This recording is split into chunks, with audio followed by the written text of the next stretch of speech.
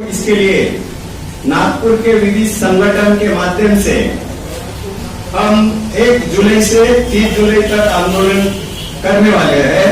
उसमें नागपुर की सभी संस्थाएं रहेगी, भारतीय बौद्ध महासभा रहेगी, समता सैनिक दल रहेगा, महिला सशक्तिकरण संघ रहेगा और सभी संस्थाएं हमको उन्होंने पाठिंबा दर्शाया है। उसके साथ साथ ही गए साल 2024 में 1 जुलाई 2024 को बहुत बड़ा जन आंदोलन छेड़ा गया था दीक्षा भूमि विद्रोहीकरण के विरोध में, जिसके लिए महाराष्ट्र गवर्नमेंट में के तरफ से दीक्षा भूमि के ऊपर खोदकाम और विद्रोहीकरण कर रहे थे। जनता ने उसका विरोध किया। उसको आज 1 साल पूरा हो गया। महाराष्ट्र सरकार और दीक्षा भूमि स्मारक समिति ने ये जो लोगों की जन भावनाएं थी विद्रोहीकरण के विरोध में, जिसका नेतृत्व भीमराव अंबेडकर साहब भारतीय बौद्ध महासभा के राष्ट्रीय कार्याध्यक्ष, उन्होंने दीक्षा भूमि का विद्रोहीकरण रोका जाए इसके लिए पुढाकार लिया था और उनके नेतृत्व में सभी संगठनें एकजुट होकर 25,000 के ऊपर का जन समुदाय वहां इकट्ठा हो गया था और विद्रोहीकरण का काम रुक गया। हमारी मांग थी कि सिर्फ विद्रोहीकरण रोका जाए, मगर सौंदर्यकरण को किसी का विरोध नहीं था। सभी हमारी भारतीय बौद्ध महासभा, समता सैनिक दल और सभी संगठनें उसके लिए हमने बार-बार एनआईटी का जो चेयरमैन है, स्मारक समिति है, हमारे महाराष्ट्र के सम्माननीय मुख्यमंत्री जी है, सभी को हमने अपील की कि भाई सौंदर्यकरण का काम तुरंत शुरू किया जाए। मगर आज 1 साल होने के बाद भी बहुत दुख के साथ ये कहना पड़ रहा है कि सौंदर्यकरण को जो 204 करोड़ रुपया का मंजूरी मिला था, समाज कल्याण का जो निधि रहता वो निधि में से वो 204 करोड़ रुपए आज भी पड़े हैं, मगर इन्होंने रिवाइज सौंदर्यकरण अभी तक स्टार्ट नहीं किया। उसके विरोध में और दीक्षा भूमि को जब ये धम्मचक्र प्रवर्तन दिन के समय में जो गेस्ट बुलाए जाते हैं सेंट्रल से मुख्यमंत्री, इन्होंने बार-बार ये अपील की थी दीक्षा भूमि विस्तारीकरण के लिए, एक्सटेंशन के लिए हम बाजू की माता कचेरी की जगह और दूसरी जो जगह है सीआरसी बोलते, central research cotton research centre, उसकी जो जमीन है इन्होंने बार-बार दीक्षा भूमि स्मारक समिति को हैंडओवर करने की ये की थी, मगर वो भी जो उन्होंने हमें बार-बार मुकराए हैं, सेंट्रल गवर्नमेंट हो या मुख्यमंत्री हो या जो भी ये है गवर्नमेंट के पदाधिकारी, तो इसके विरोध में हमारी मांग ये है कि दीक्षा भूमि स्मारक समिति को वो अतिरिक्त जगह हैंडओवर किया जाए और दीक्षा भूमि का जो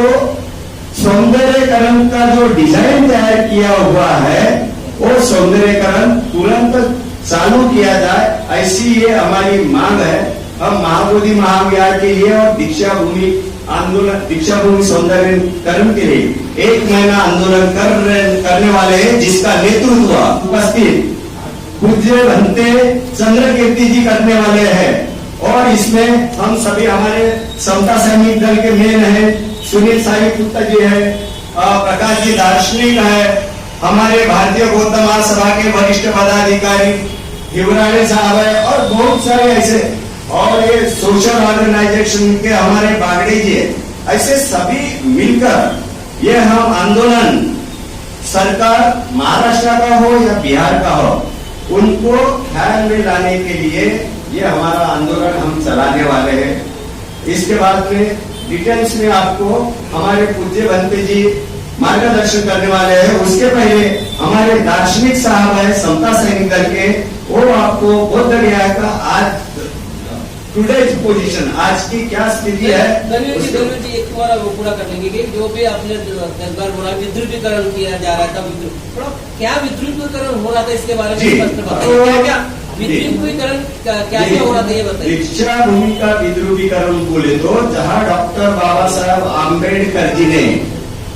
लाखों लोगों को दीक्षा दी उस ग्राउंड के ऊपर इन्होंने नागपुर या देश के या महाराष्ट्र के किसी भी बौद्ध अनुयायी है, बौद्ध थिंकर्स है या डिजाइनर्स है, इंजीनियर, इनका कुछ भी कॉन्सेप्ट न लेते हुए स्मारक समिति वालों ने जो डिजाइन सरकार ने दिया, जो डिजाइन समाज कल्याण डिपार्टमेंट के माध्यम से, टेंडर के माध्यम से जो डिजाइन दी गई थी,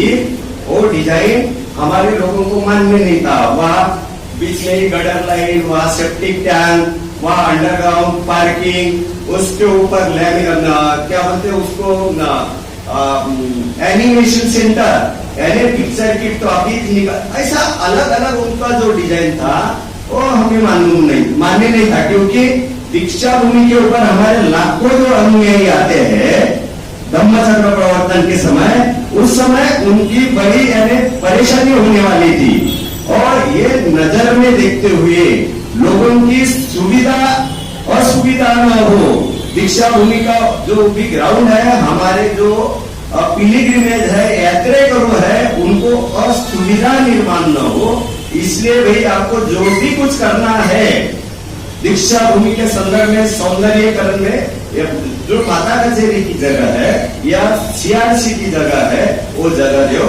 और जैसा बाकी के जगह आप जैसा ये कोराडी का मंदिर है, कोराडी के मंदिर को आपने 16 एकड़ जगह देकर वहां सब दिए गया, तो इसलिए हमारी ये मांग है हमारे लोगों की असुविधा न हो, इसलिए वो जो आप जो बोले ना विद्रुपीकरण,